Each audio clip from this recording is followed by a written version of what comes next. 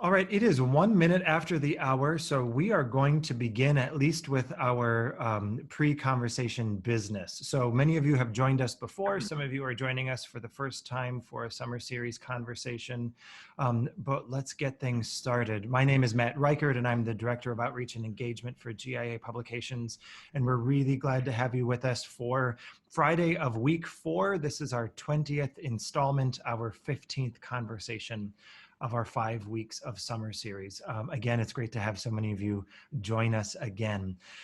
So the way that this will work is this is very conversational. We want to be able to include as many of your comments and your questions as possible as this conversation unfolds over the next hour. So to do that, if you can keep the chat feature going, you can keep adding your reactions, your insights, your own experiences in the chat feature. If you have a question that you would like either Gabe or Alice or Kate to respond to, if you would go ahead, please, and add that into the Q&A feature at the bottom of your screen, and we'll do our best to incorporate as many of those questions as possible.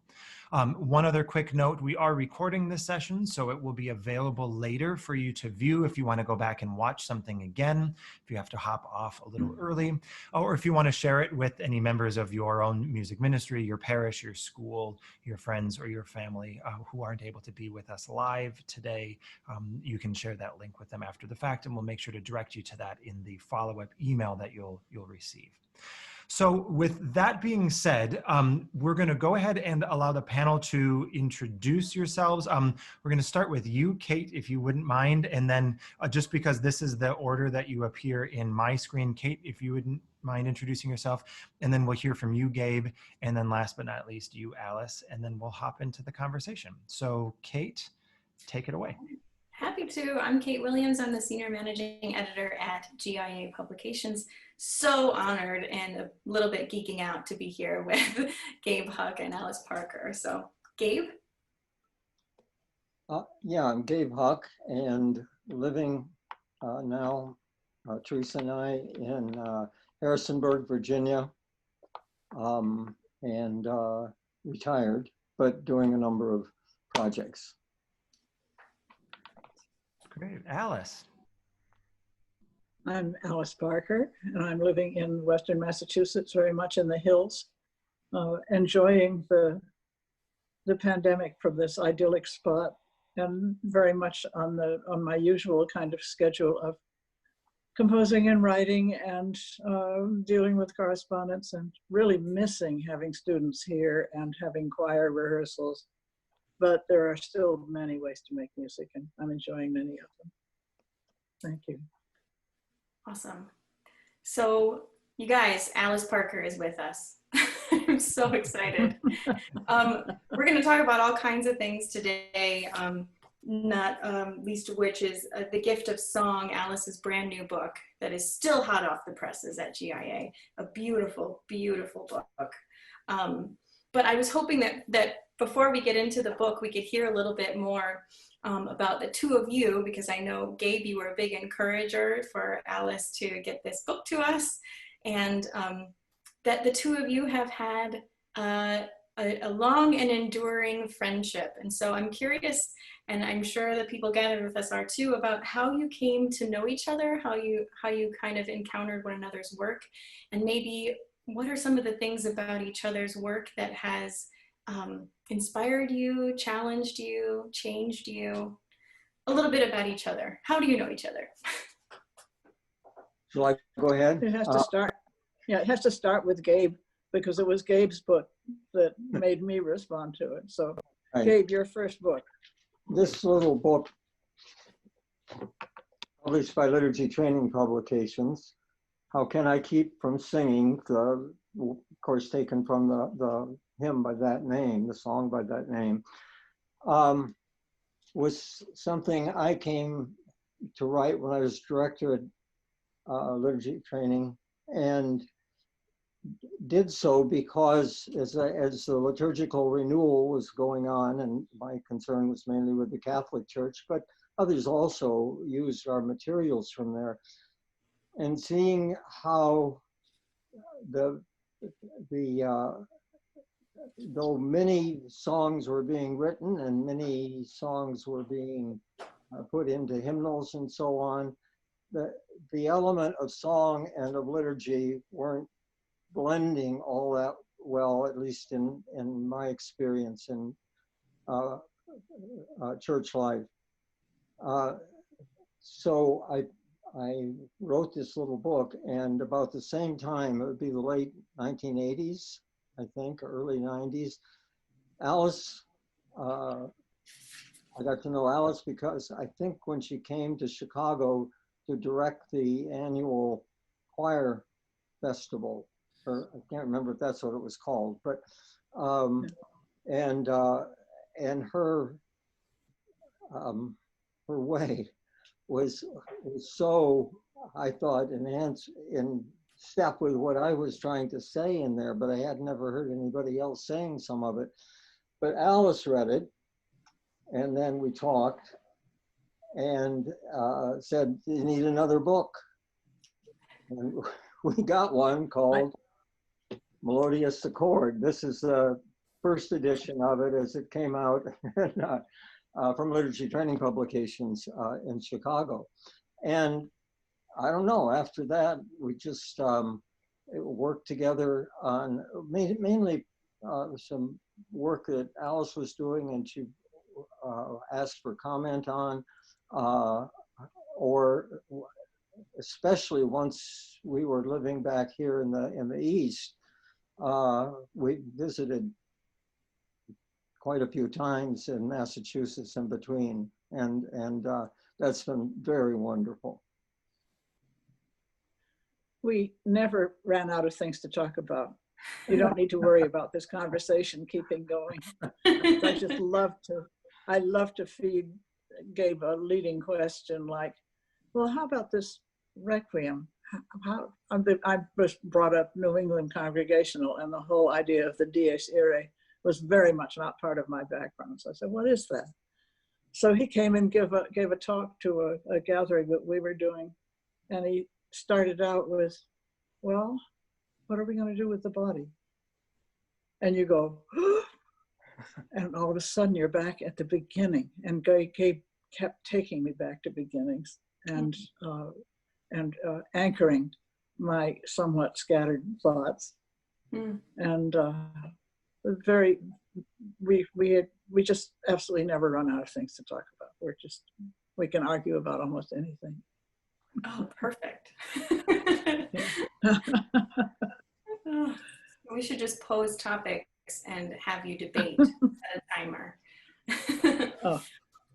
Well, I'm so grateful for that you're both here, but also that you have given us such an incredible witness of being a part of this body of music ministers that we are, and I'm grateful that you witness a beautiful back and forth of that challenge and inspiration to one another that I think we could all do well to emulate with our colleagues too. So thank you for that. If thank you isn't too small of a word for the last 30, 40 years of wisdom that you have collectively offered to us and shared, thank you. I'm wondering if it would be okay if we just start by, I'd like to read a quote from the book. Is that okay, Alice? Fine. Right from the first page, I'm sucked in by one of the first paragraphs here, where you say, sometimes I think that when I'm singing, I'm using all of my potential in a way that nothing else can equal. Breath, body, heart, mind, imagination, spirit, soul, all combine to make me live totally in this moment.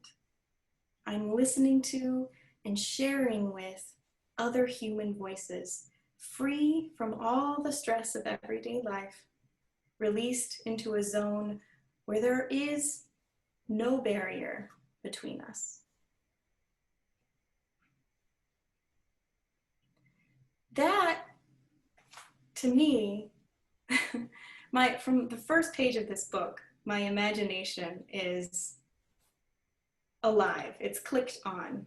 because what you describe here about singing, to me, also describes what the kingdom of God might look like. Is that maybe too bold? I mean, I don't know, of course, No. what the kingdom of God looks like. But this notion of being free and totally present and alive, and free from all that might divide us or separate us. Do you remember when you first realized that for yourself? Well, this whole little book is the result of 70 years of teaching. And I don't think there was any one moment. That was a very gradual one, but I think probably was 20 or 30 years ago that I began to feel that. And that the gift, as I presented in the book, is something that is so much a part of our inner nature that we don't really think about it very much. It's as natural, should be as natural as speaking.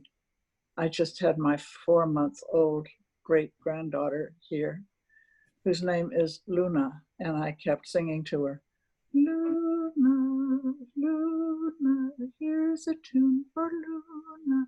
And the minute I started, this little fudgy face would just burst into this great big smile. And every time I did it, it was right there. So it's this thread of sound that connects us in a way that nothing else did. It has our emotion in it. Seems to me my schooling was almost all intellectual. It was brain work. And it almost totally ignored, in fact, was frowned upon that we mentioned emotion. And yet the song is the voice for our emotions. And as I was teaching, and I would have these people, lovely classes at Westminster Choir College for almost 30 summers, made up of people who were leading children's choirs or teaching in elementary or middle or high school or college, or teachers at all those levels, or students. I'd almost always have a 70 to 80-year-old in every group, someone who was retired but still interested. They were there and they were coming for a course in arranging, but because they couldn't find what they needed for their particular group. They almost always could not find something simple enough for what they needed. And yet, when they tried to write something, they were using their theory lessons instead of their ear knowledge and their heart knowledge. And so my point of the class really always started out with getting them to sing a tune to convince me, the way you would have to convince a baby. If you withheld your emotions when you're singing to a small child, they're not going to be interested at all. They'll just go off and do something else. But if you really sing from the heart, you get them. And I never wanted to listen to any music that wasn't sung from the heart. So I kept going in this way, which was kind of the opposite of the way that I had been taught. So that I was totally ignoring all the rules of counterpoint and harmony and all of these things that people worried so about, and getting back to just, can you sing in a melody that would hold the attention of a 3-year-old? That's a large order. Having a 3-year-old. I know that. Yeah. But also Yeah. I can resonate with that experience that you just had with your great-granddaughter, that as soon as there's something that is able to be felt and communicated, that children are right there to be, little imitators of that, how quickly that comes, more than other skills even, in their imitation. It's innate. We really ignore it because we don't listen to our ears in this culture. Our eyes take over, our brains and our eyes, so that we're constantly concerned with the surfaces of things, with the outside. Music is concerned, song is concerned with the inside. Yeah, and that reminds me too, Gabe, one of the things that I think of when I think of you is your insistence that saying musical liturgy is like saying multicolored rainbow. It's redundant. Our liturgy is inherently musical. what do you, how might you respond with that in mind to what Alice is saying about the inherent nature of music from inside? In the text you read, or the, yeah. Sure, or in Alice's response, absolutely, yeah. Yeah, yeah. There's a later in the book, page 18, a line I copied from Alice's book about children. How might the ability to sing prepare them for life and bestow on them a song for when they must deal with fear and loss and loneliness? That's an amazing insight, but it's also an amazing gift, I think, if it can ever be done truly. So, you know, so for that part, yeah. Yeah. I underline that too, and I put a little heart there. That's right. Yeah. I have more, but I don't need to share them all. Yeah, no. I have lots more too. I about underlined just about every line in here, which is not necessarily helpful. But it reminds me too of I think you shared in How Can I Keep From Singing, the changing and unique definition of what beauty might be when we imagine, even, I think your reference was imagining even cracked voices singing Amazing Grace at the graveside. Mm-hmm. And what the power of that moment is may not be necessarily the definition of choral expertise, but what the music does with us in that moment is something that it will not be forgotten, will forever be imprinted on our identities and our memory of that tune forever and ever. It really has nothing to do with voice lessons or with the amount of knowledge that you have about music history or about aesthetics or philosophy or anything else. It has to do with that singing that comes from the heart. And it is so magnified when there's a group. When you're singing by yourself, you can comfort yourself. I do it often, or indulge in a bit of tomfoolery or laughter for its own sake, or sorrow, or whatever, contemplation. You can do it by yourself, but it's as if it were exponential when you put it in a group.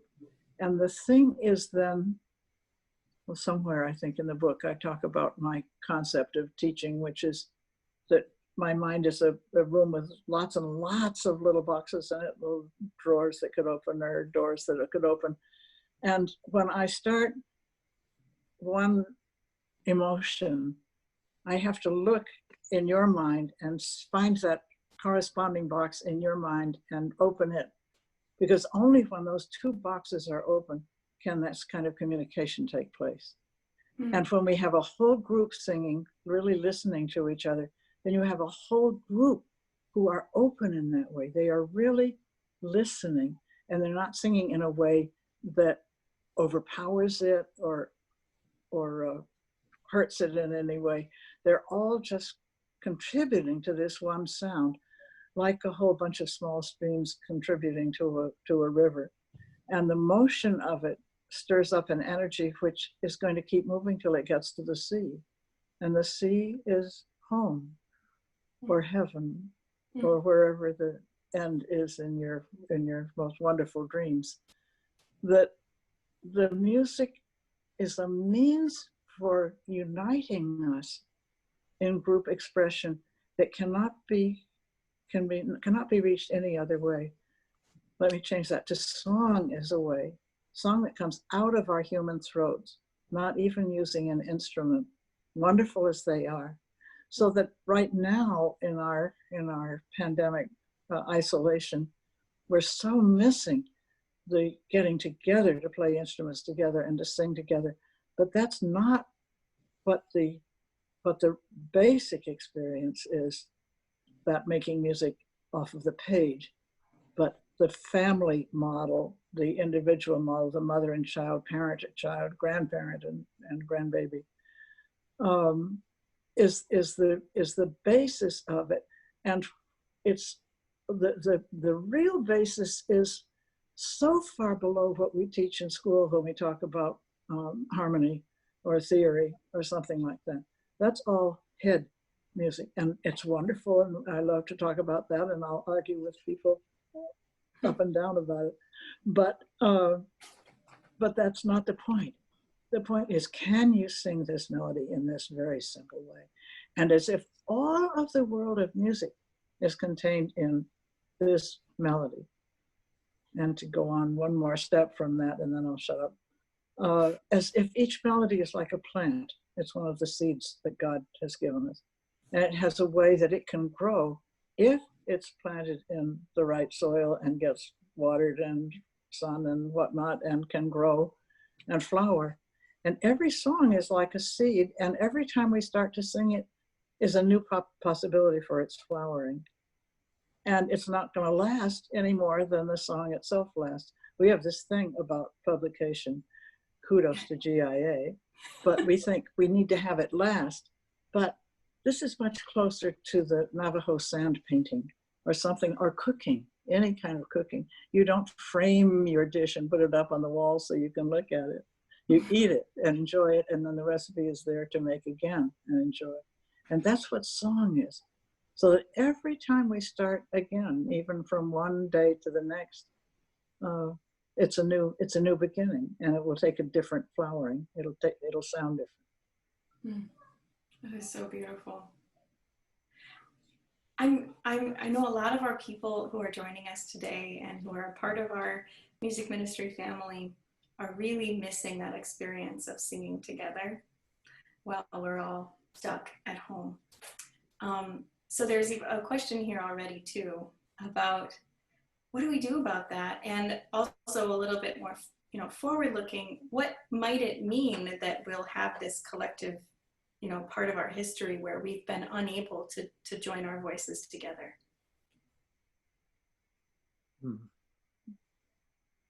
Gabe, you want to say something? I'm happy to talk. Well, okay. What will this period have meant?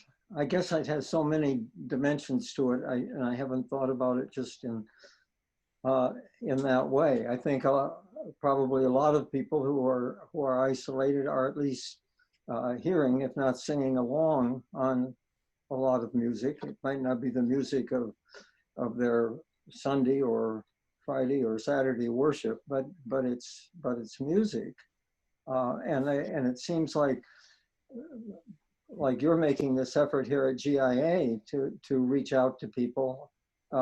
That's sprung up kind of all over the place, not smoothly put together, but dialogues between people you want to listen to and talk back to if you can. So that's, I guess a little bit of challenge in that time probably doesn't hurt us. People it seems to hurt are the ones who can't wait and got to break out and got to be there and got to take a chance and so on. Or maybe it's just old age on my part.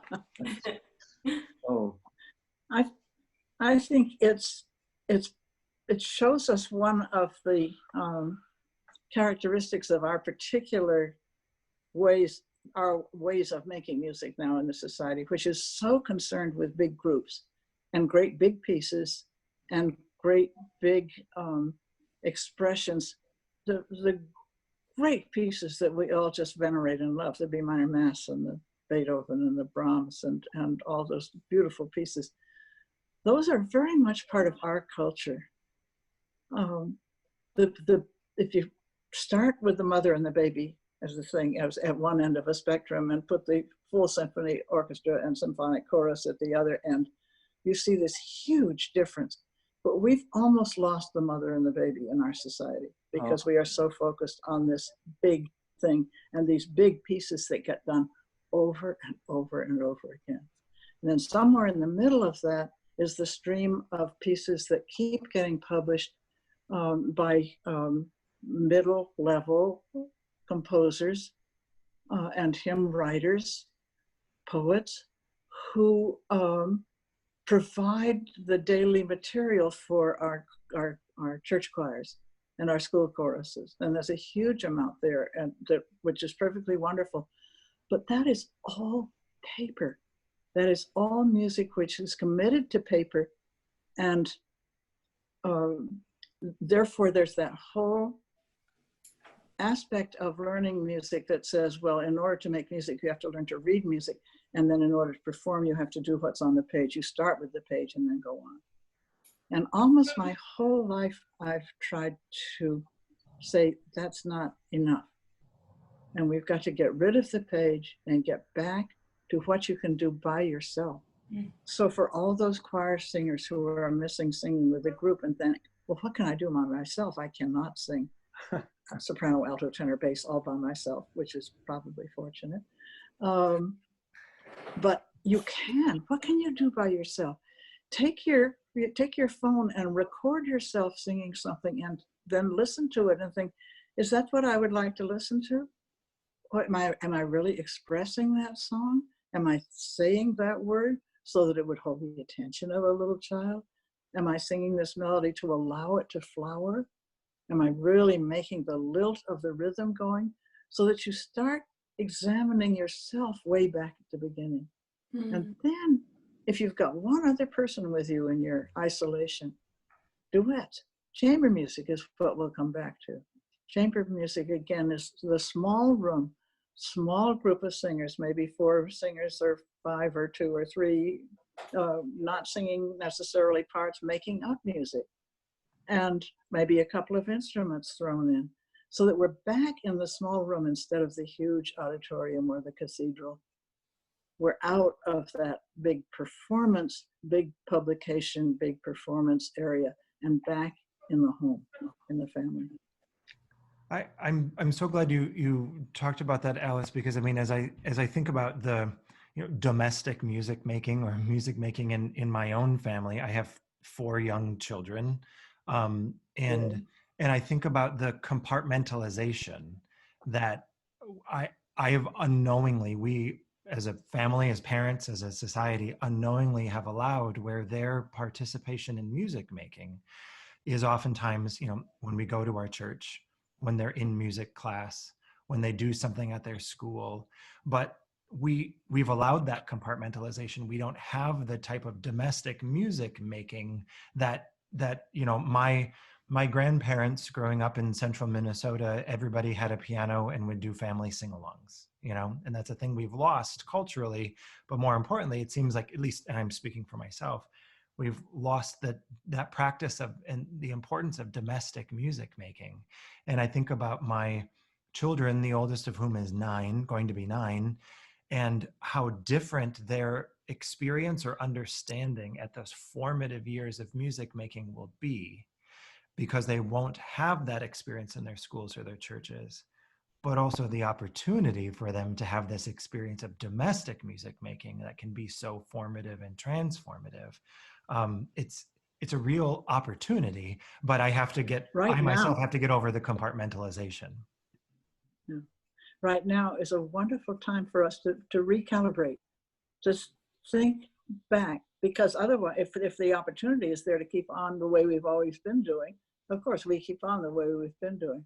But this time where we can't and we feel it so acutely, let this other thing grow. Mm-hmm. Another rule for me of this kind of music making is there's no such thing as a wrong note. We're not reading from the page, therefore there's not the opportunity to read wrong or to interpret wrongly. You can't make a mistake if it's a family singing and you have a bunch of 4 kids. I had 5 kids within 7 years, and we sang all the time, but very little from the page. Just lots and lots of folk songs and hymns and rounds and making up songs. And they were always changing the words of songs that they knew, partly to make us giggle and partly to shock.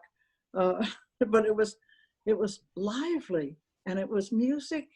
Another one of my images I love is clay. You give a little kindergartner a tub of clay that's right to sing. They put both hands in and just mold it. And an adult or maybe even a high schooler will look up at the teacher and say, well, what do you want me to do with it?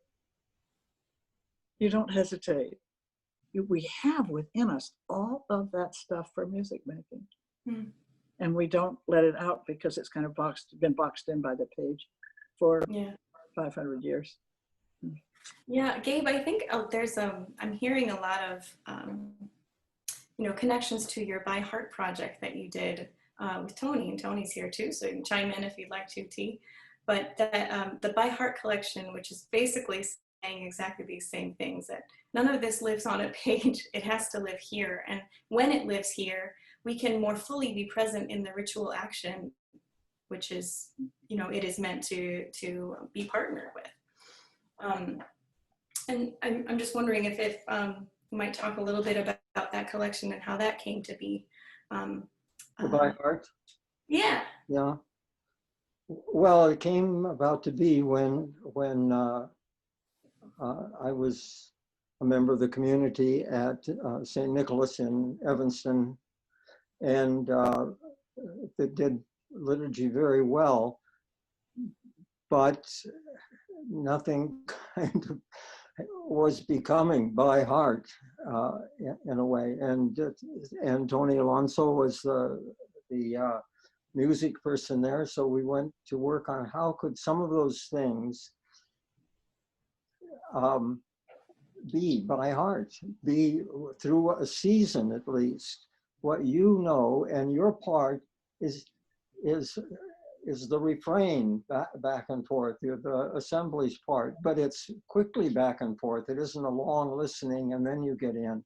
But to make pieces that would be easily sung, memorable, and whether people see that as a good thing or not, if it's Lent, carry on for at least 6 Sundays. If it's Advent 4 and so on, that you're hearing this again, but with verses that change, with the cantor part that changes. And a hard part in it, I think, is that a lot depends on clarity of words from the cantor, and as well as, of course, on the listening of the assemblies, what they're going to respond to. But it was, I'm really glad we did it. I don't know where it's gone or who uses it, but GIA published 1 or 2 of the pieces in a hymnal edition, I think. So Yeah, we've got, I think, in Ritual Song and maybe Gather even some of the music from By Heart. So it's all in there the way that it was designed to be used, with cantor's words changing week to week. That was an incredibly formative collection and offering to the church for me, which really, for me, I think tied to a lot of what Alice is talking about, that return to mother and child. And I think it cemented it, the idea of that type of relationship being so primal, really cemented itself in me when I had my daughter. And even to this day, there is a specific song that we sing at nighttime, and that's the signal that it's nighttime, and that helps her whole body to turn down and to be ready for bed. It's the time when she knows that she will listen. It's incredible the way that just the melody. I think even that I could sing whatever words I wanted to, but the melody of it is so crucial to the ritual of bedtime that it informs the rest of her body about what to do. I'd back up from Gabe's talk a moment ago about being able to understand the cantor, and it has to do with the text. There's a huge difference between text that's meant for speaking and hearing and a text that is written down, which almost always blossoms out into more and more words. we have to go back to fewer and fewer words, and also to write simpler and simpler melodies. I've had this sign on my work table for years now. Can this piece be simpler than the last one? Which is really countercultural. It's the opposite of the intellectual approach to music. And it's getting back to that simplicity, how simple the whole thing has to be if it really is going to go heart to heart. Yeah, we have another question here. With the shift, or some might say loss, in the cultural significance of the institutional church as a privileged site of communal music making, do you see communal singing emerging in new and or unexpected places? Well, I'll try one thing on that.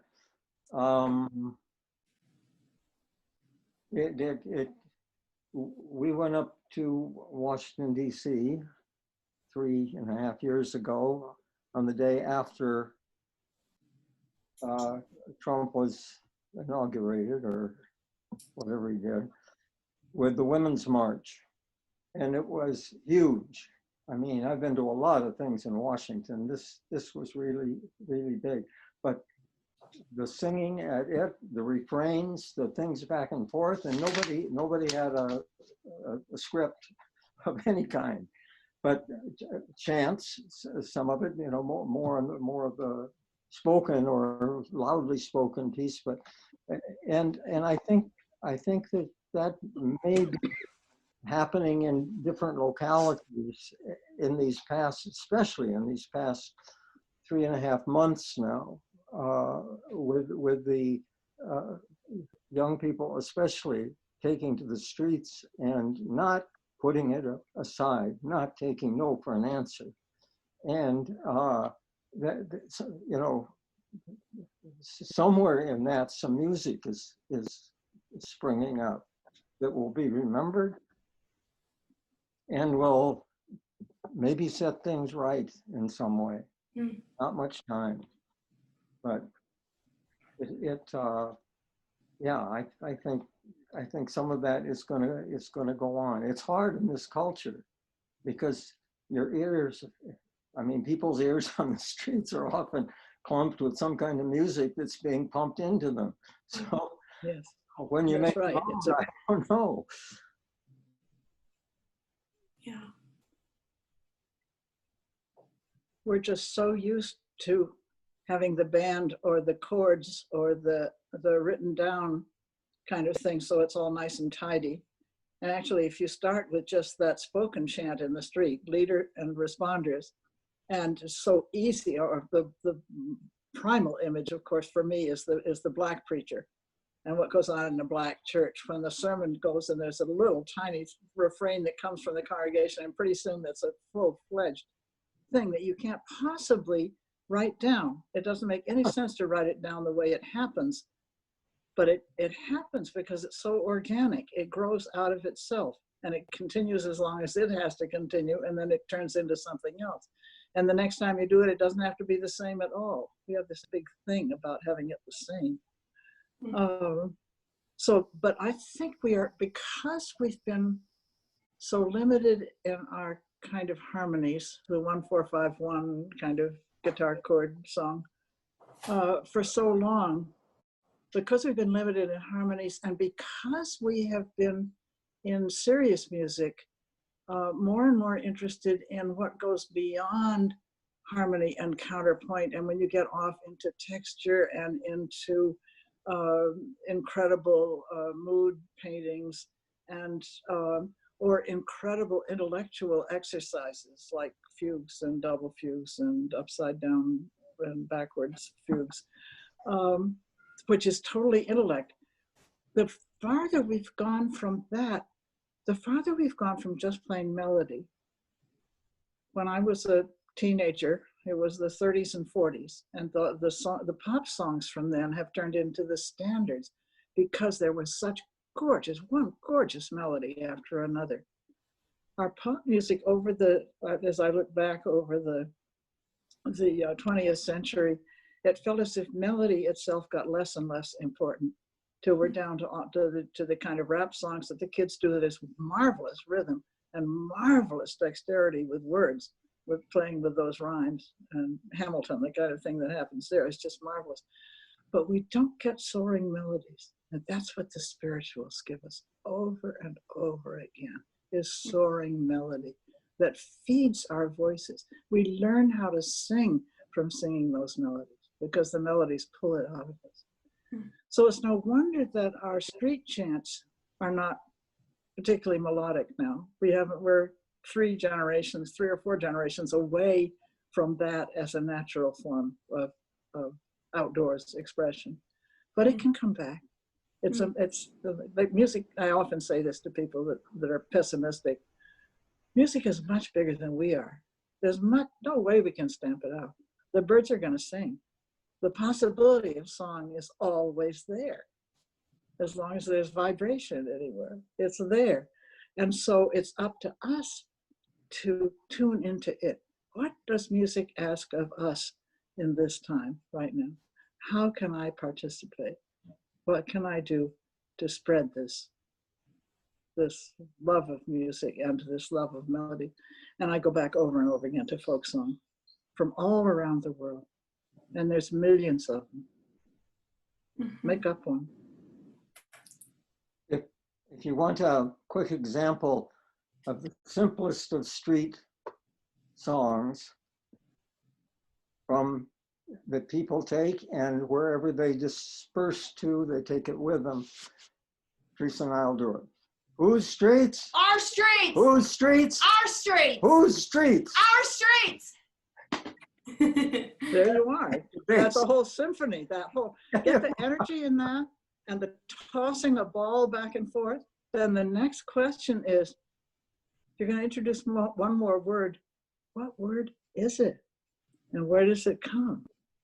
Or does it have to be 2? Or if you're going to sing it, our street, whose street? Whose street? It has to come down, I think. It's not whose street. Whose street? Feel what I'm doing? I'm trying to take the spoken inflection and rhythm and transfer them into something, to song rather than speaking. Whose street? Come on, Teresa. Whose street? Our street. Whose street? Our street. Our street. Our street. And you begin to vary it. And then there's all this music, and you've got a whole call to worship. Yeah. Here we are in this place. What are we going to do with it? How do we pull together? How are we going to begin? Yeah. I'm curious. We could do more of that. I'm curious if we might go back to touch on again your insights about music and emotion. And maybe what I was thinking of as I read that portion in the book is I was reminded that just whenever I try to sing, if I'm mad, if I'm angry in singing, I always cry. And I think what is happening in me is that somehow music is able to open this hurt that I wasn't able to open without the music. And so then, it's a vulnerable thing. So I'm wondering if you might talk a little bit more about music and emotion, or music and maybe vulnerability. It's there, and your crying is exactly the right response. Because what the music does is open our hearts. I think it's almost the antidote to mental illness. If we could get people singing even just one tone and then branching out from that. It's a way of expressing ourselves that is totally acceptable, like the kind of singing that we might do on Friday afternoon of Holy Week when we're singing, or Thursday night, Crucify Him. And you've got to get that whole mob violence thing, and you're singing it as hard as you can, because that is somewhere in ourselves, that possibility of that kind of thing. And if we let it out in singing, we don't need to let it out in action. And I think we cannot sing the Easter hymns right unless we have sung the hymns of persecution before that. And then you get all of this, the different stories in the Bible and the things that come to. I love that King David starts out his whole career as singing to Saul, playing the harp and singing to comfort Saul when he's out of his mind. You know, it's the original music therapy. We should open our hearts, and we should cry when we sing, and we should laugh when we sing, and we should go into profound, deep meditation when we sing. That calls to mind one service that I was doing at a church in Ohio. It was just lovely, and the choir had been working with me for 3 days, and in the middle of this service, we did a hymn that took us way down into those depths of meditation. And the whole bunch, there was this quiet in the church afterwards. It was just, you could embrace it. It was so rich and quiet. And into that came the voice of the not quite with it pastor, who said, "Let us pray." And we were already so far there that his invitation did nothing but pull us out of it, did the opposite of what he was asking. Yeah. The music can do that. I think there are perfectly wonderful moments in poetry and in drama that you get that kind of silence, but I'm not sure that it's the same, that it's as deep.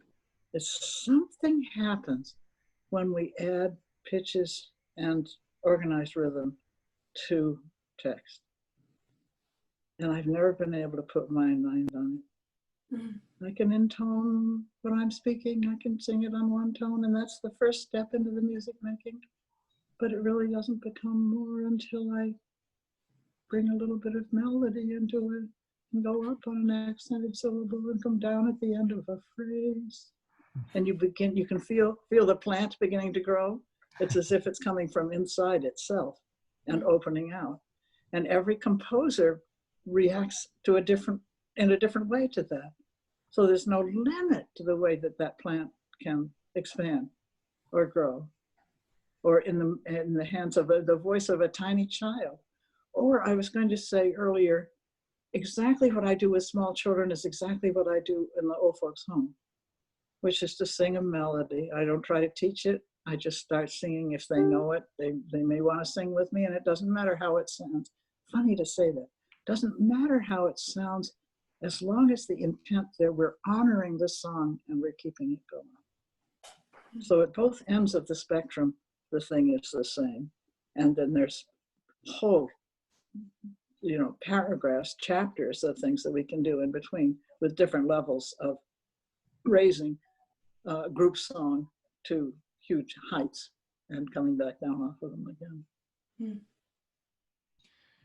There's I think it's the 6th or the 7th chapter or essay or reflection in the book. Alice talks a lot about listening in particular, and I'm thinking, now and especially in the last several months, a lot has been said about COVID or quarantine or unrest. You name the thing that's been happening over the last few months, and the importance or the opportunity for listening that is raised in these days. Could you just talk a little bit more about listening, or when you're working with a choir or when you're observing things happening now, what are the insights you can share with us around the importance and opportunity of listening that's given us now?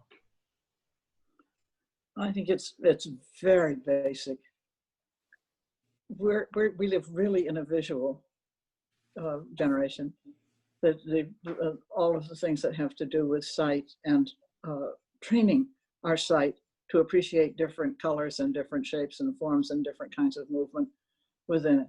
But there's almost no parallel teaching of listening. Like in sight, for instance, I can't remember when I couldn't imagine about what an inch is or about how big a foot is, and I might have been inches off in that, but I know about. How many of us are taught what a second is? How many of us are taught what a minute is or 5 minutes? We don't have that same built-in chart of relationships unless we've studied rhythm and begin to get into it. And we have, when we listen, we are so often not really hearing what we're listening to. We have so many other things going on in our mind. We're already answering the question or arguing with the question or saying no to a child, or we're not really listening to what the person is saying. I come to that with the people that come to me for that arranging kind of work or composition. And in thinking that you really have not only to be able to sing the melody in this engaging way that makes people listen, but you are also listening so acutely to what you are doing as you sing this melody that you're aware of all of the technical possibilities within it that could get expanded. The jump up of a fourth, or the run of eighth notes, or just the little lilt. I had a hymn text that I set that was God of life and God of laughter, and God of life and God of laughter. And there were two notes on the laugh thing, which almost makes you laugh as you're singing it, so that you are doing the thing. You're listening so acutely that you can get the little cues that are handed you from the melody or from some wonderful singer's interpretation of the melody. So I don't know what the word is for half here, but I think one of the characteristics of our life now is we have so many words flung at us all the time. Talk radio is going on all the time. There's no time to stop and think. And there's much of our daily lives, the elevator music or the grandstand music, it's just there. There's no silence. We're not taught to honor silence. Silence should be the completion of meditation. It's not a lack, as it is with an electronic instrument. If you unplug it, silence means something's not working. You know, it's the opposite of that. It's that it's working most wonderfully when it's silent. There's a lovely Native American saying that says, "We teach our children to listen when there is nothing to hear." Think of going into the woods at night and you think, "Oh, I'm all alone, there's nothing else here." And then you stop, and when you're not scared, you start listening. You hear all kinds of sounds that are the natural sounds. So it's that around us. We really need to teach our children to listen. So you people with little children, practice listening. How still can you be? Doesn't last long, but it's priceless. Amen to that. Gabe, I'm wondering if you have any highlights of this particular book that you might share with us, and maybe name why those insights stand out to you. Yeah. Okay. I have one. I know that the time is almost up. From the beginning of knowing Alice, knew that she was a person who held words in awe and in honor. And in the book on page 21, she says, "Look first at the text. Where did it come from? How would you want to hear it read? How does it sound by itself before the music is added? When you sing, don't allow the black blobs of notation to suck the life out of the words.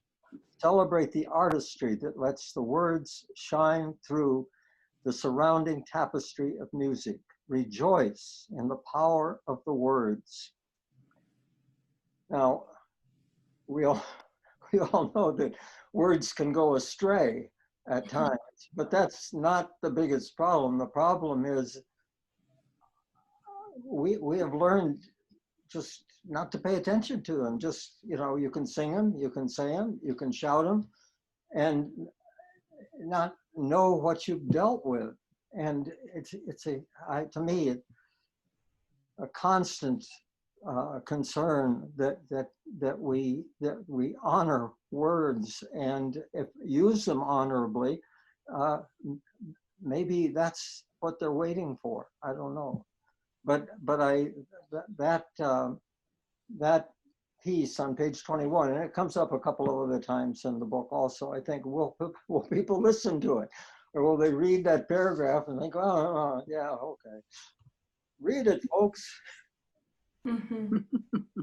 Yeah, there's a lot of great insights like that one that I think are really key and crucial for people who are composers or aspiring composers. So if you're a composer, I would definitely get your hands on this book, because you're highlighting some of the things that are truly important.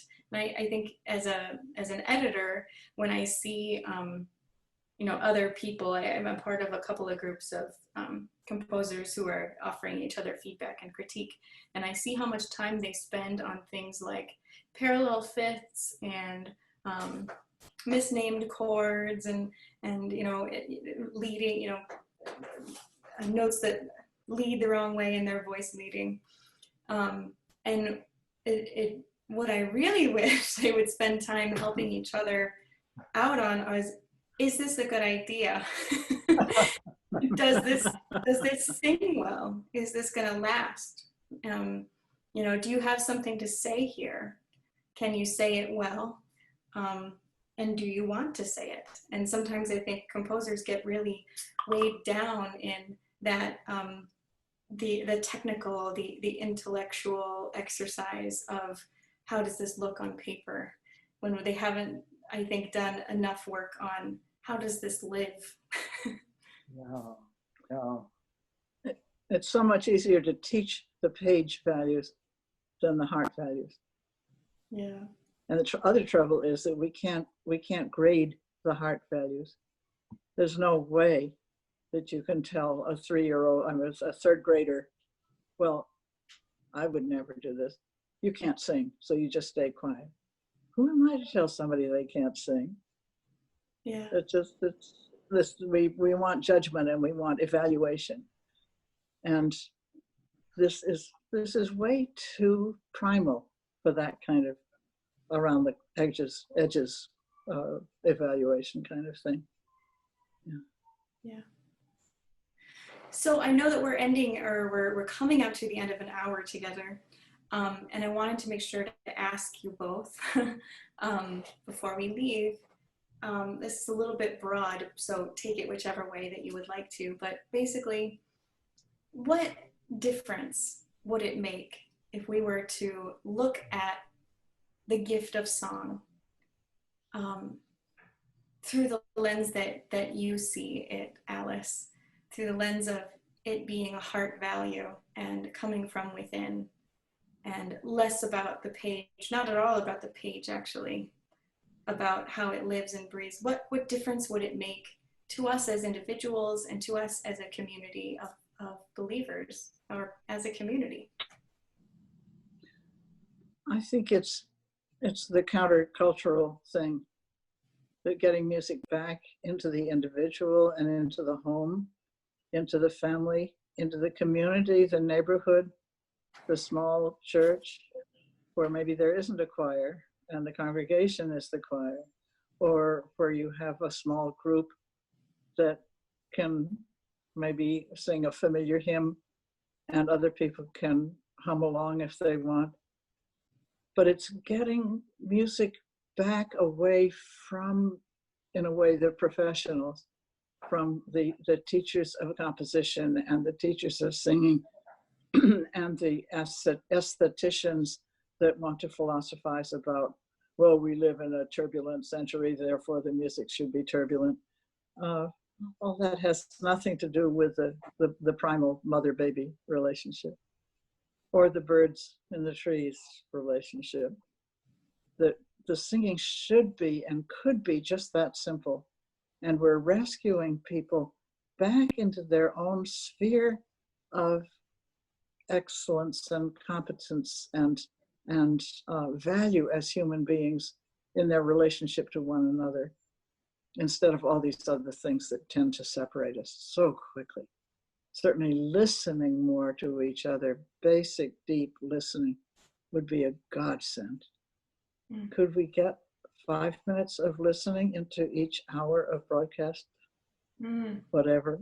That's countercultural, you see, but it might be enormously helpful. Gabe, speak. Well, You must have thoughts. I was listening very well, not thinking about anything to say. I've learned.